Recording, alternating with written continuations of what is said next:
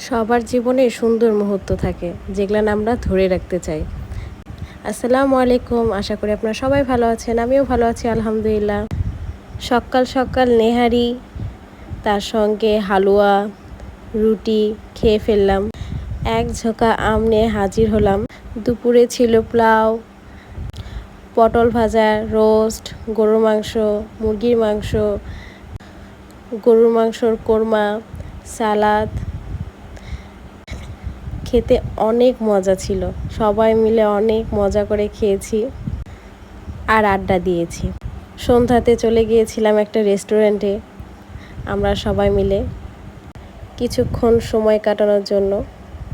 রেস্টুরেন্টের লাইটের ডেকোরেশনগুলো just wow ছিল।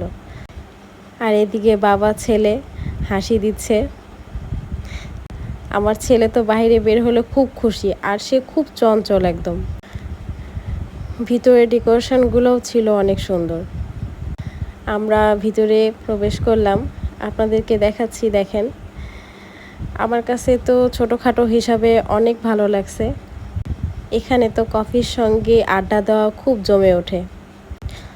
অনেক ছোট একটা ডেকোরেশন, কিন্তু ডেকোরেশনটা অনেক সুন্দর ছিল। আমরা একটু পোস্ট নিয়ে নিলাম, দেখেন কেমন লাগছে। এটা আমার বড় ছেলে, বলতে গেলে আমার ভাগনা। বাহিরেও বসার জন্য পরিবেশ ছিল, কিন্তু প্রচণ্ড গরম, সেই জন্য বাহিরে বসা যাচ্ছিল না। যদি ঠান্ডার দিন হতো বা শীতের দিন, তাহলে বাহিরেও বসা যেত।